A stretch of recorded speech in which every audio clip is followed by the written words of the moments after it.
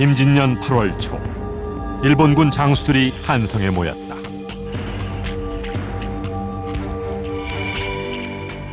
회장들은 전선에서의 궁핍한 상황을 호소하고 있었다.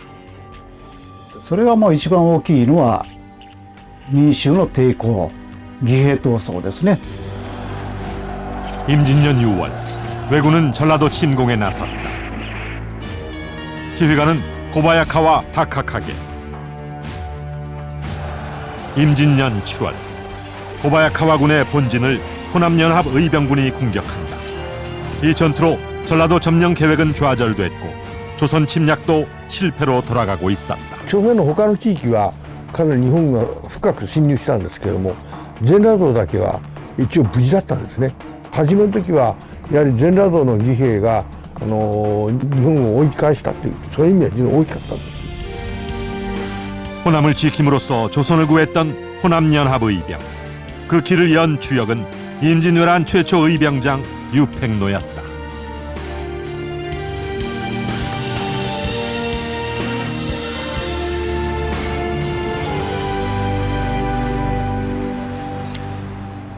일본군은 부산포로 들어선 다음 파죽지세로 북상을 거듭하면서 20일 만에 서울에 입성합니다. 왜군은 2달 만에 평양까지 점령하고도 이곳 호남 땅만은 침입을 하지 못하고 있었는데요. 임진왜란 초기 왜군들에게 있어서 호남 점령은 매우 중요한 작전이었습니다. 전라도는 군량미를 얻을 수 있는 곡창지대이자 조선 전방과 연결되는 보급로이기도 했기 때문입니다. 1592년 임진년 6월 초 왜군은 호남 침공을 위한 움직임에 들어갑니다. 또한 호남 연합의병도 전열을 가다듬고 출정을 준비하는데요. 임진왜란 의병 사상 최대 규모로 기록된 6천 호남 연합의병. 그 중심엔 유팽노라는 인물이 있었습니다.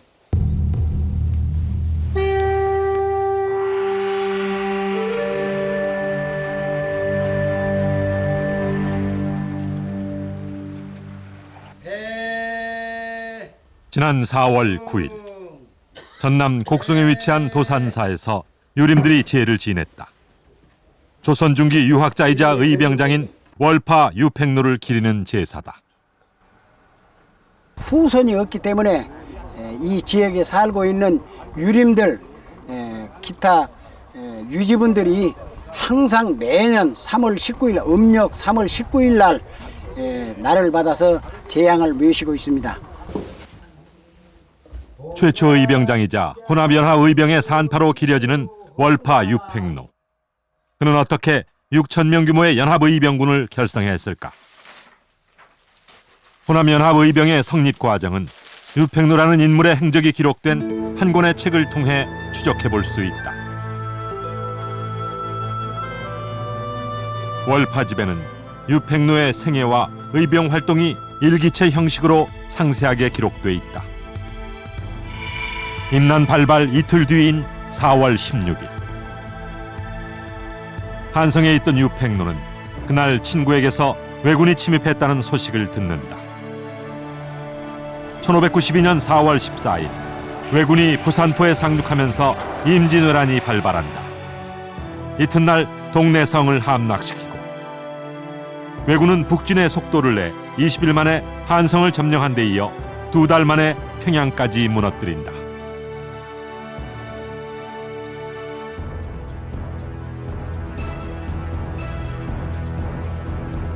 왜란이 일어나기 오래전부터 이미 의병을 일으킬 결심을 하고 있던 그는 고향으로 돌아간다. 4월 21일 고향인 옥과에 의병을 이끌고 돌아온 유팽노는 호남연합의병을 구성하기 위해 움직인다. 일단 곡성이다, 남원이다, 순창이다, 또 담양이다 이렇게 해서 이미 유팽노 선생이 아주 활발하게 움직였었습니다. 그래서 많은 동지들을 규합을 하고 그래서 이미 한 500~600명을 규합을 했었죠.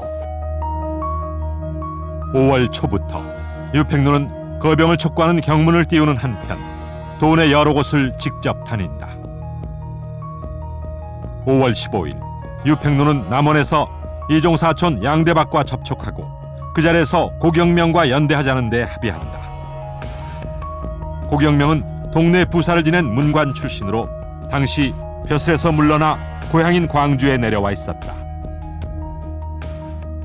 조선 자체가 유림과 선비들의 세계이기 때문에 그들의 호응을 얻지 못한다면 사실은 이 의병 활동이 큰 성과를 거둘 수가 없게 됩니다.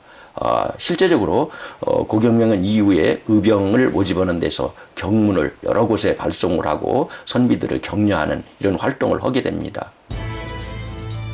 5월 23일 유팽로는 담양에서 고경명, 양대박과의 3인 회동을 성사시킨다.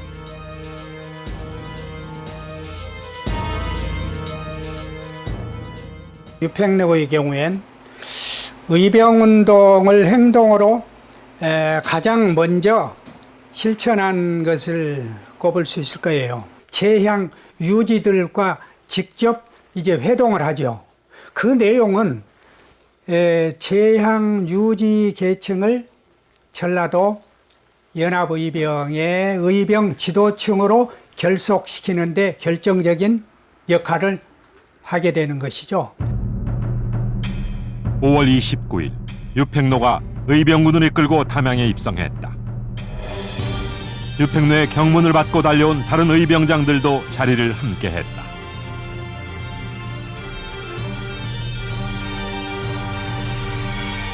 그 자리에서 고경명이 의병대장으로 추대된다. 6월 11일 임난 최초 연합의병인 담양 회맹군이 출범한다. 기록에 따르면 호남연합 의병군의 인원은 6,000명에 이른다. 임진왜란 의병 사상 최대 규모다. 그 무렵 일본군 제6군 대장 코바야카와 다카카게는 전라도 점령을 서두르고 있었다. 전라도 침공을 위해 한성에서 내려온 12,000명 규모의 코바야카와 군. 6월 23일 왜군은 금산성을 함락시킨다. 7월 9일 금산성을 탈환하기 위해 고경명이 이끄는 혼합연합 의병이 코바야카와군을 공격한다. 임난 최초로 왜군 주력 부대를 상대로 벌인 공성전이었다. 420년 전 이틀간의 치열한 접전이 벌어졌던 현장인 충남 금산. 전라도가 왜군의 수중에 들어가는 것을 막기 위해 호남연합 의병이 코바야카와군을 공격해 벌어진 1차 금산성 전투. 전투는 호남연합 의병군의 패배로 끝난다. 이곳은 눈벌이라는 곳입니다. 금산읍성에서 밀린 고경명 장군과 유팽로 장군, 안영 장군들이 이곳에서 모두 다 순절하신 곳입니다. 그래서 이곳은 바로 1차 금산성 전투가 마감되는 곳이기도 합니다. 1차 금산성 전투에서 고경명, 유팽로를 비롯한 지도층 대부분이 순절하게 된다. 하지만 호남연합 의병은 전라도를 장악하려는 왜군의 진격을 멈추게 함으로써 조선의 패배로 기울던 전세를 역전시키는 데 결정적인 역할을 한다. 全羅道の侵入に失敗したということは日本軍全体に大きな影響を及びまして、でその小早川のクムさんの戦いの失敗から日本軍は全体に戦線が停滞してきます。 나라가 풍전등화의 위기에 처했을 때 의병의 기치를 앞장서 올렸던 유팽로. 그가 주축이 돼 만든 호남연합 의병은 전라도를 방어했고 결국 조선을 구했다. 전라도가 초기 3개월을 버텨주면서 우선 전황 극복의 계기가 마련됐다는 이런 측면이고, 그 다음에 그렇게 또 지켜냈기 때문에 조선은 전라도를 기반으로 해서 이후에 항전할 수 있는 물적, 인적 자원을 확보하게 되었지요.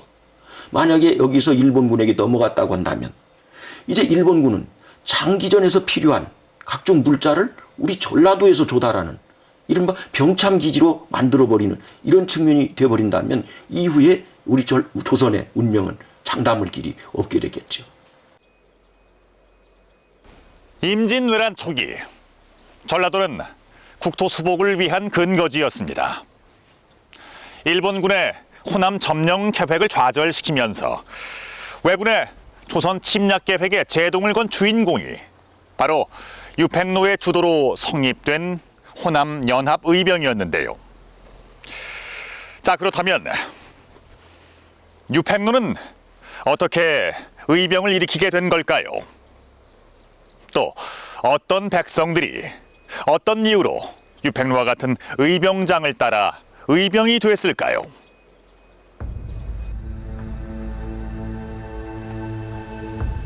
전남 곡성군 옥과면 합강리에 있는 유월파 정렬각.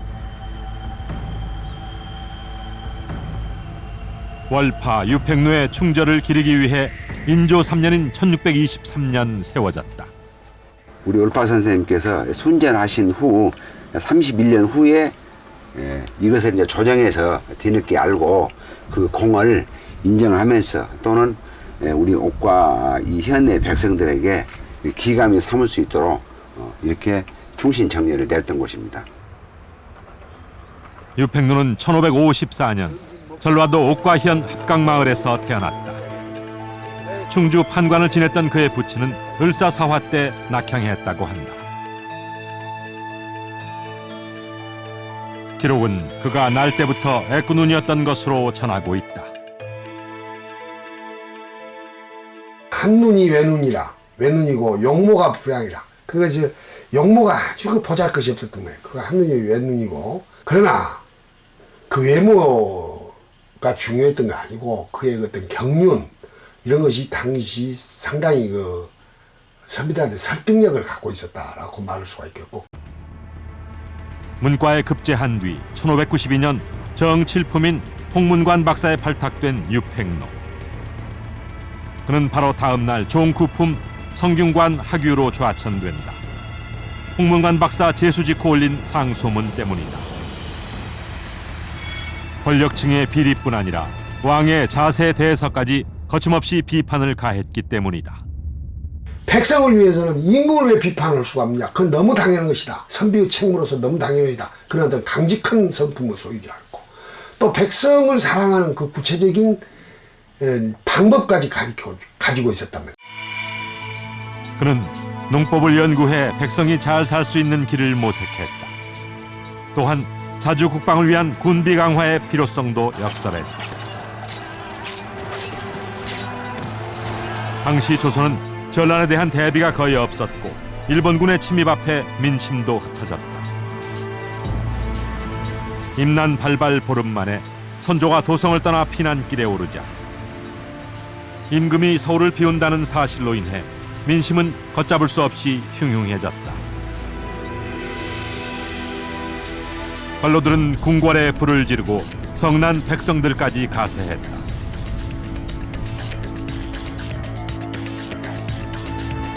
이 일로 경복궁을 비롯해 창덕궁과 창녕궁까지 세 궁궐이 모두 전소됐다.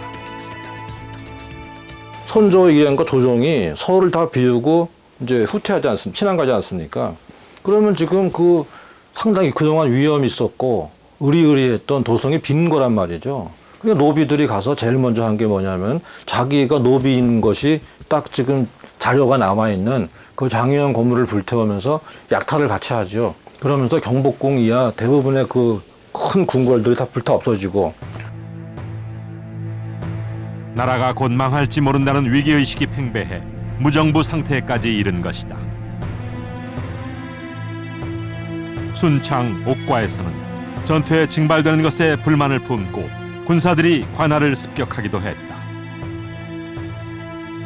의병을 일으키기 위해 말을 달려 내려오던 유팽로는 순창 대동산 앞에서 정체 모를 군사들을 만난다.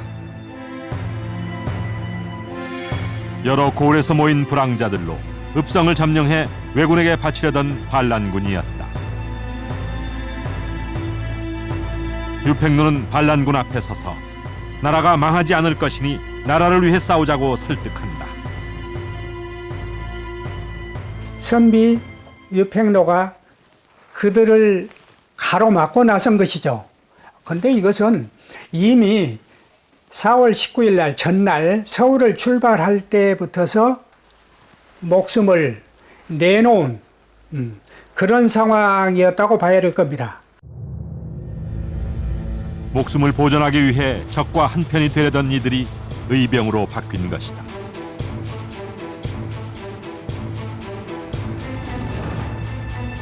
반란군에서 의병으로 바뀐 이들의 수는 기병 200, 보병 300으로 기록돼 있다.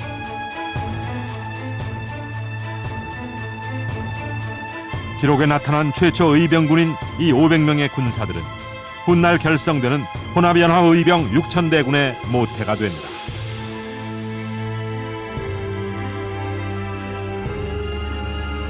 (4월 20일) 유팽로는 왜군을 진압하기 위한 거병임을 밝히며 의병의 기치를 올린다.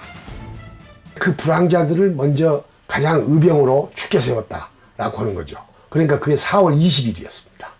그러니까 저 홍희 장군이라고 일컬어지는 곽재우 선생이 이 경상도에서 최초로 의병을 포고를 한 것이 4월 22일이었는데 그보다 한 이틀 빨랐다 이렇게 말할 수가 있겠습니다.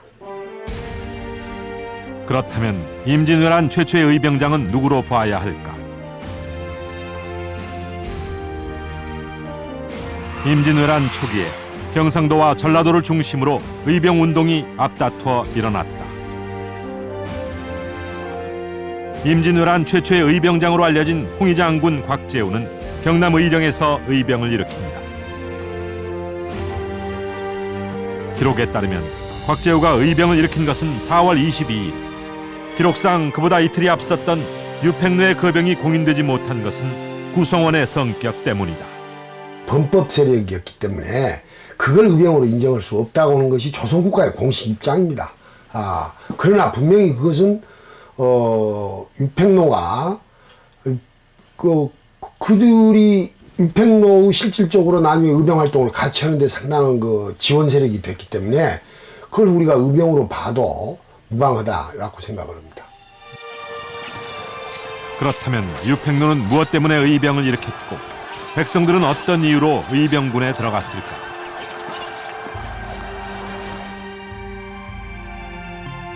당시 상비군으로서 관군은 그 기능이 거의 마비돼 있었다. 일본의 대군이 쳐들어온 상황에서 군사를 모으지 못할 정도였다. 양반 빠지고 노비 빠지고 그러면 결국 상민들만 남는데 이 상민들도 사실은 이제 뭐 군포를 좀 내면은 실제로 몸으로 때우는 거를 면제해주는 그런 제도가 있습니다.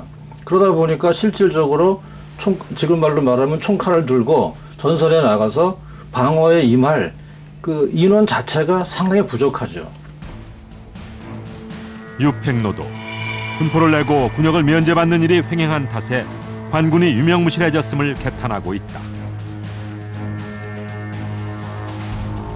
4월 말 전라도에서는 징병령이 내려진다.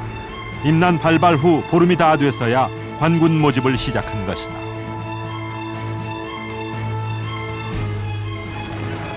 전라도 관찰사 이광의 주도로 8천의 대군이 모였다. 졸속으로 동원된 관군은 스스로 목숨을 끊는 사람이 있을 정도로 사기가 저하돼 있었다. 4월 말 이광이 이끄는 전라도 관군은 출전해 공주까지 북상한다. 하지만 임금이 피난가고 한성이 무너졌다는 소식에 이광은 군대를 해산시켜 돌아와 버린다.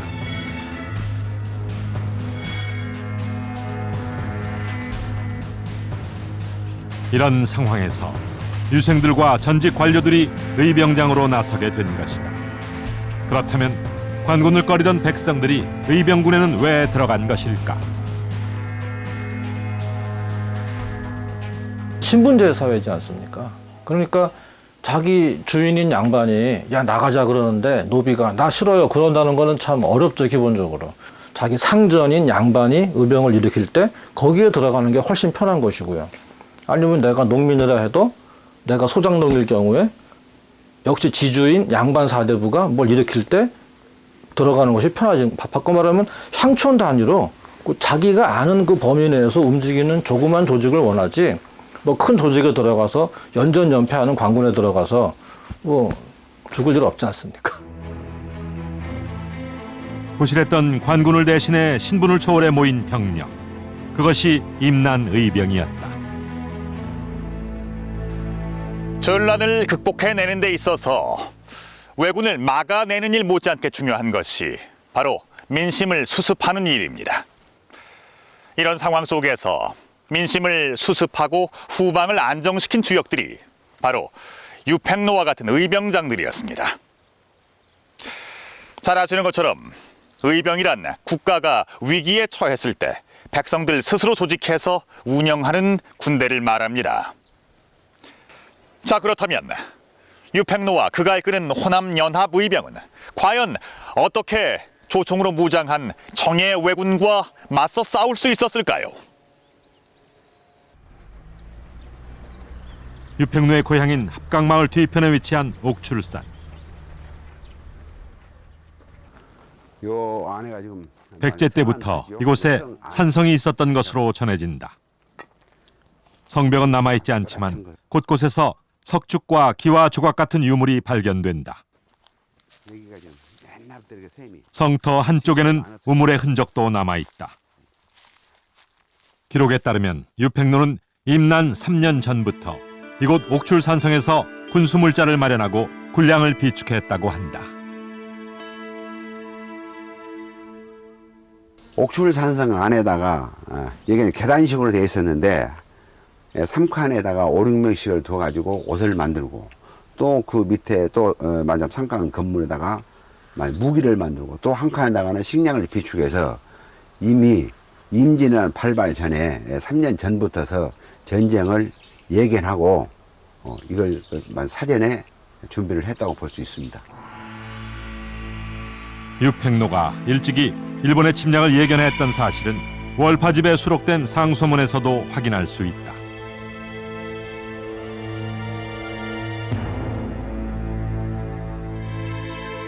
그는 조정이 안이한 판단으로 대책에 소홀했음을 신랄하게 지적했다. 군대 의무를 면제해주고서니 면포를 받아들이는 그런 제도가 또 서서히 이렇게 퍼져나가기 시작했단 말이죠. 그래서 사실 당시 군대라고 하는 게 제기는 할 수가 없다라고 하는 그런 위기의식이 이 유팽로 선생이 갖고 있었지만 당시 일반의 개혁적인 선비들, 양심적인 학자들이 다 이야기했던 것입니다. 유팽로의 거듭된 직언은 당시 조정에 큰 파장을 일으켰다. 선조와 동인들의 미움을 크게 산 그는 서인 쪽의 도움으로 좌천되는 선에서 그쳤다.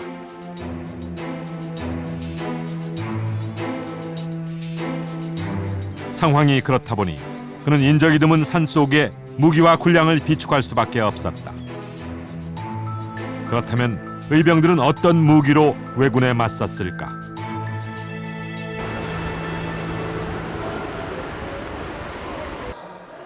임진왜란 당시에 의병들이 사용한 무기는 대개 그 당시 조선의 전통 무기인 칼이나 창, 활 등이었을 것으로 추정된다.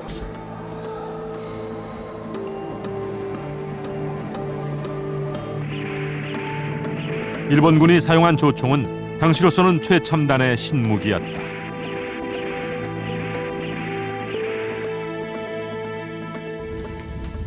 조총의 위력은 어느 정도였을까? 임진왜란 당시의 모양과 기능을 그대로 복원한 조총으로 그 위력을 확인해 보기로 했다.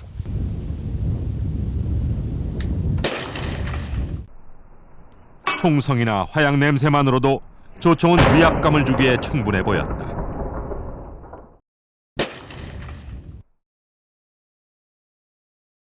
총알은 합한 10석장을 관통했다.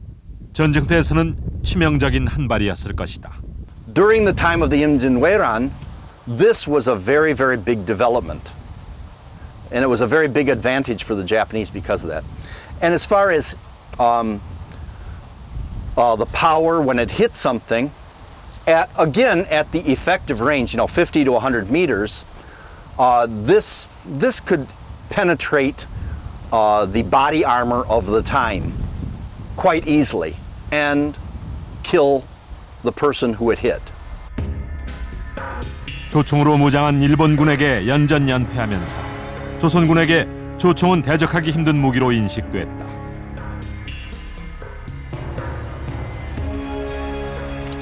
하지만 조총은 단점도 있었다. 발사하기까지 걸리는 시간이 길었다.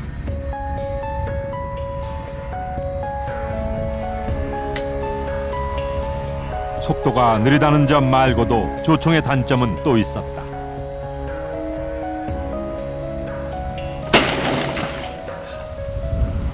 Black powder is sensitive to water. So if it gets wet, it does not fire.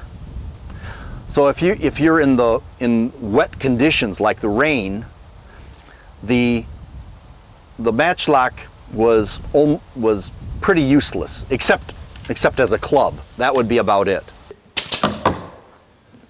의병군의 주력 무기인 활은 발사 속도가 상대적으로 빠르고 사거리가 길다는 장점이 있었다.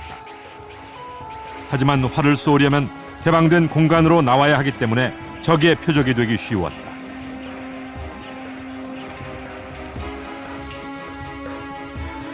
그런데 기록에는 활과 함께 쇠뇌라는 무기가 사용된 것으로 나타나 있다.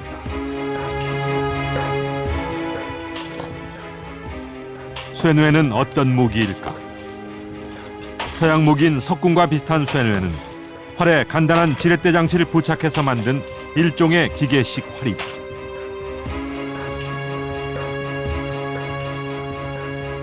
쇠뇌 같은 경우에는 일반 활에 비해서 탄력성이 상당히 강화가 됐기 때문에 그런 것은 원거리에 있는 적을 살상하는 데 적절하게 유리하다고 보여집니다. 결국 그렇기 때문에 의병들이 많이 사용됐다라고 생각합니다. 쇠뇌는 활의 단점을 상당 부분 보완한 무기다. 활은 높은 수준의 숙련도가 필요한 반면 쇠뇌는 쉽게 익혀 사용할 수 있다. 지렛대의 원리를 이용해서 쏠 수 있기 때문에 그 부녀자나 아이들도 쉽게 쏠 수 있는 그런 장점도 있었고요. 그 다음에는 쇠뇌가 일반 활에 비해서 배우는 속도가 굉장히 빠릅니다. 일반 궁수가 이 정확한 조준율을 갖기 위해서는 굉장히 오랜 연습 기간이 필요한 데 비해서 쇠뇌는 이 활을 당길 수 있는 힘만 가진 농부나 어부 그 누구도 쉽게 당겨서 쏠 수 있는 이 숙지법이 굉장히 빠른 그런 병기입니다. 그렇다면 의병의 존재는 일본군에게 어느 정도나 위협이 됐을까? 히로시마 히얼립 문서관에는 임진왜란 당시 제7군 사령관이었던 모리 테루모토의 기록이 보관돼 있다. 기록에는 일본군이 공격할 때 조선군이 산에서 활을 쏘며 저항했다고 쓰여 있다. 日本の記録にもですね、日本が攻め入った最初の頃はあんまり抵抗がなかったと、高麗の政府軍の方のですねと書いてありますので、おそらくですね朝鮮の一般民衆がですね阪急を使って抵抗しているということではないかと思います。 고바야카와의 부하로 전라도 진공시 별동부대장이었던 안고쿠지의 편지에도 조선군이 산에 숨어 활로 공격했다는 내용이 담겨 있다. 国王は逃げてしまったんですけれども、残された民衆がですね必死で抵抗しているというのを見てですね、日本軍も驚いたんじゃないかと思います。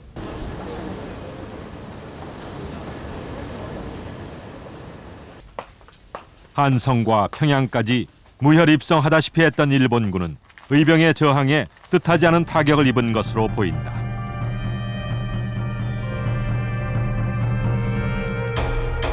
의병이 왜군의 보급로 곳곳을 차단해 전력을 분산시켰음을 기록을 통해 확인할 수 있다.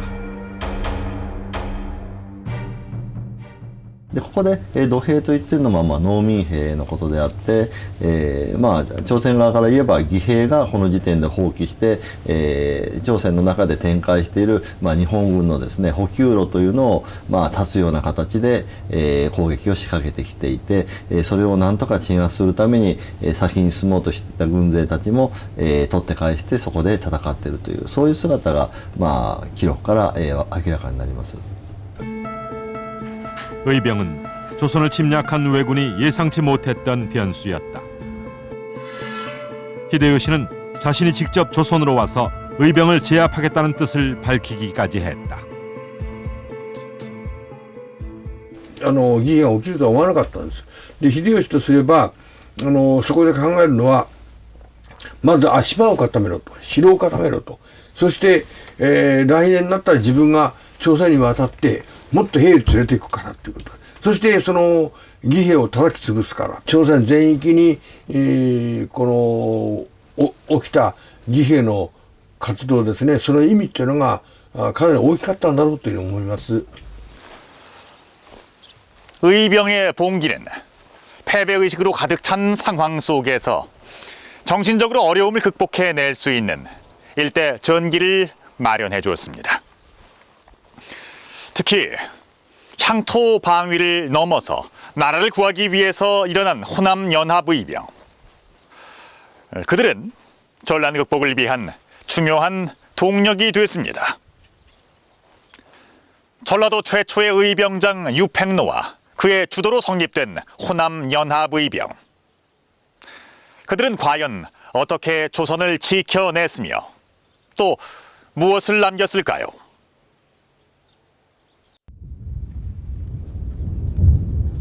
일본 규슈 북서부에 위치한 사가현. 사가현에는 나고야 성터가 남아있다. 도요토미 히데요시는 조선 침략을 앞두고 작은 어촌이었던 이곳에 성을 축성해 출병 기지로 삼았다. この場所にお城を築いた理由ですけども、まず一つは非常に朝鮮半島と距離が近いということです。韓国のプサンからここまでまっすぐ直線距離で190キロという距離ですね。 15만 8천여 명의 일본군이 이곳에서 배를 타고 대마도를 거쳐 조선을 향해 갔다. 성터 맞은편에 있는 현립 나고야성 박물관. 이곳에는 히데요시의 유물들이 많이 보관돼 있다. 임진왜란 전에 일본군 장수들에게 나누어준 명령문에서는 약탈과 방화, 백성들에 대한 불법 행위 등 조선에서의 금기 사항이 적혀 있다.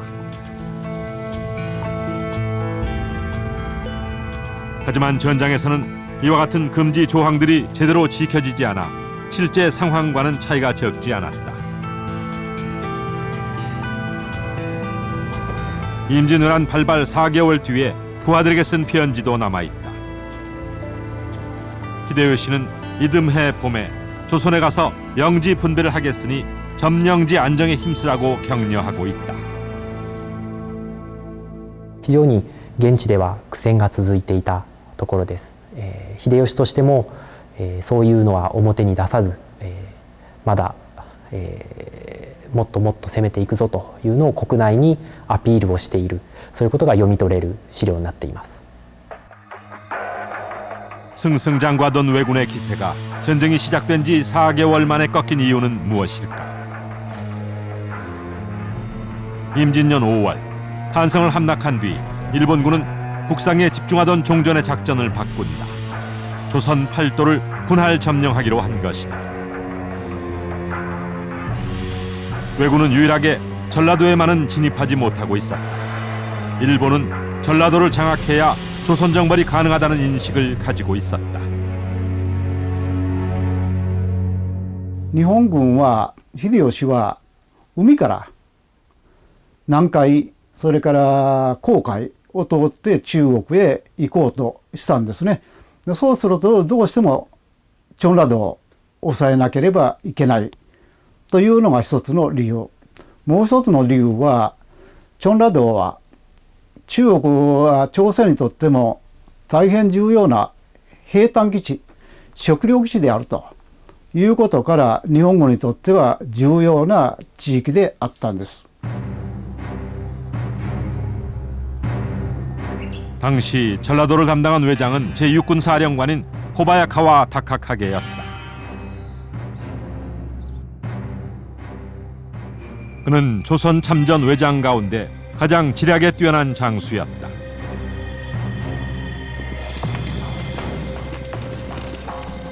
코바야카와가 이끄는 왜군 청해부대는 임진강 전투를 치른 뒤 전라도를 점령하라는 명령을 받고 남하한다.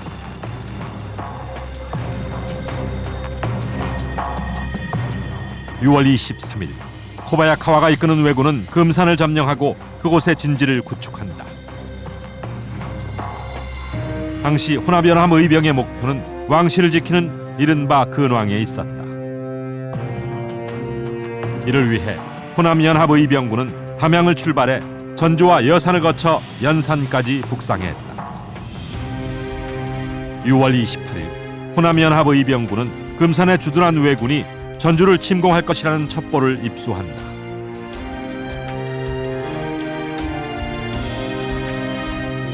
유팽로는 호남의 중심인 전주를 지키는 게 우선이라는 의견을 냈고 이 주장은 받아들여진다. 금산으로 들어온 병력이 진산을 거쳐서 충청도나 전라도로 들어온다면 이를 막아낼 방책이 없다. 두 번째는 지금 금산의 병력들이 소수 병력만을 남겨놓고 진안을 통해서 전주를 공격하고 있다. 이렇기 때문에 금산성을 공격함으로써 충청도와 전라도로 들어오는 왜적을 막을 뿐만 아니라 지금 전주를 향해서 공격해 가고 있는 이 병력들을 후방에서 견제할 수 있다. 일본군은 전주를 공격하기 위해 웅치로 진입을 시도한다. 진안과 전주 사이에 위치한 웅치는 금산에서 전주로 넘어가는 길목이다. 이곳에서 조선군과 왜군 사이의 전투가 벌어진다.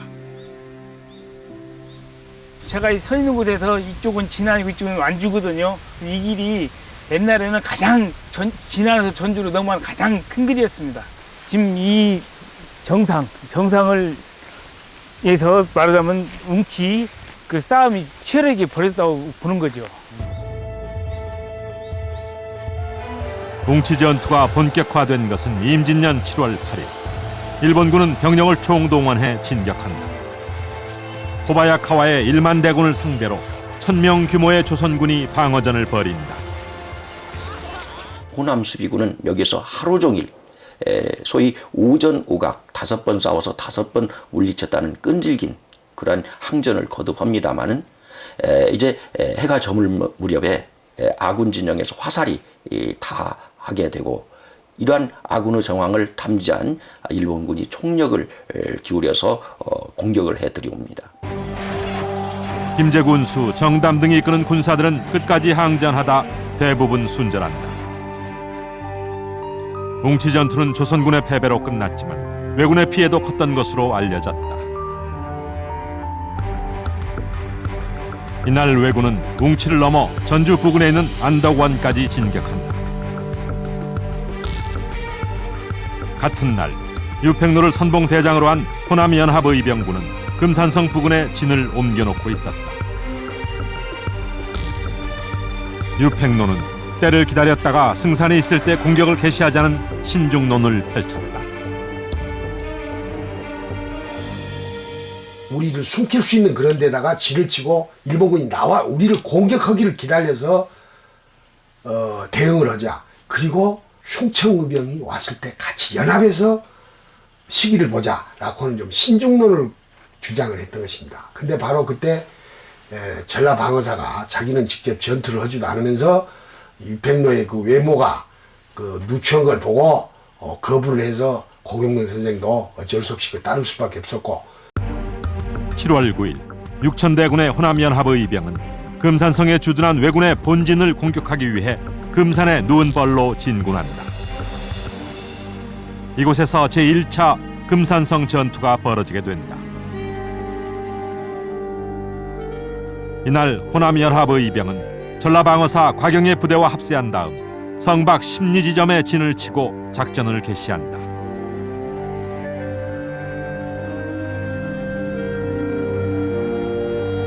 첫날의 전투에서는 호남연합 의병군의 분투로 포위망 형성에 성공하면서 조선군이 승기를 잡았다.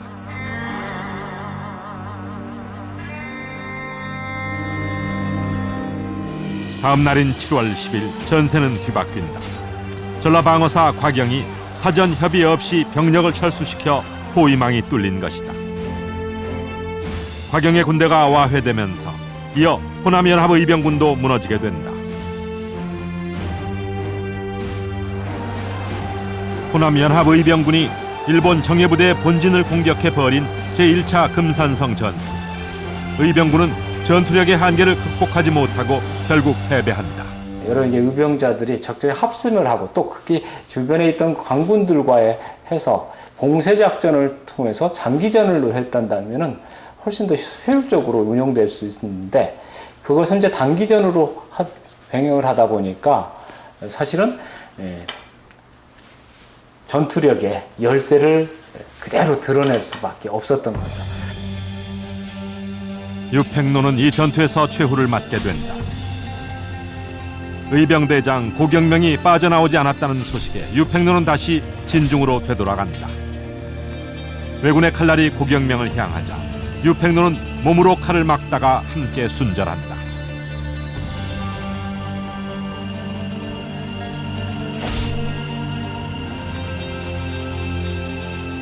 고경명의 아들 고종후는 진중에서 목격한 유팽노의 마지막 말을 이렇게 증언했다.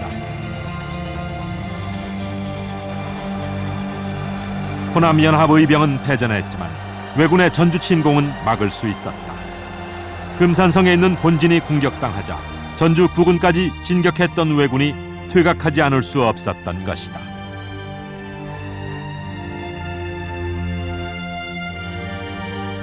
광주 광역시에 위치한 포충사.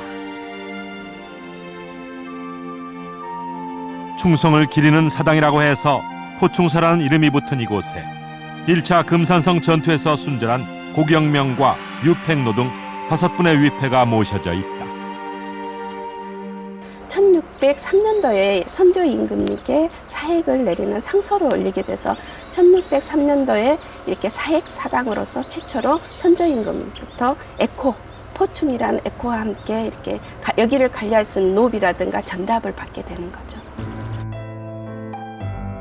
불과 40일 만에 활동을 마감하게 된 호남연합의병.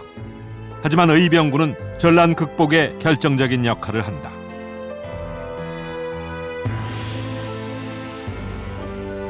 유팽노를 비롯한 호남연합의병 지도층의 순절은 의병 운동이 확대되고 활성화하는 데 기여했다. 전라도의 경우는 제1차 금산전투에 참전했다가 목숨을 구해서 향리로 돌아간 의병 지도층이 각 고을에 돌아가고 난 뒤에 다시 재봉기하게 됩니다. 특히 전라 좌의병, 전라 우의병 이 대군으로 성군을 했는데요. 이들의 경우는 바로 7월중에 봉기를 합니다. 해서 이제 남원에서 운봉으로 함양으로 이제 경상도 성주까지 진출하게 되죠. 1차 금산성 전투가 끝나고 40일이 지난 8월 18일 호서 의병장 조헌은 의승장 영규와 합세해 금산성을 공격한다. 혼합연합의병과 연대해 금산성을 공격하기로 했던 약속은 제2차 금산성 전투로 지켜졌다.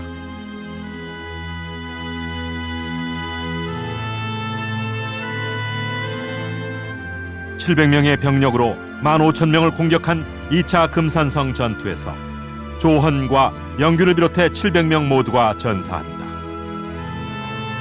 2차 금산성 전투에서도 의병군은 졌지만 조선은 승리했다. 이 전투 이후 고바야카와가 이끄는 왜군은 전라도 침략을 포기하고 경상도 지역으로 후퇴한다. 전라道を日本が占領しておりましたら戦線はもっと日本軍が優勢に進み、それから侵略の期間も長かったでしょうね。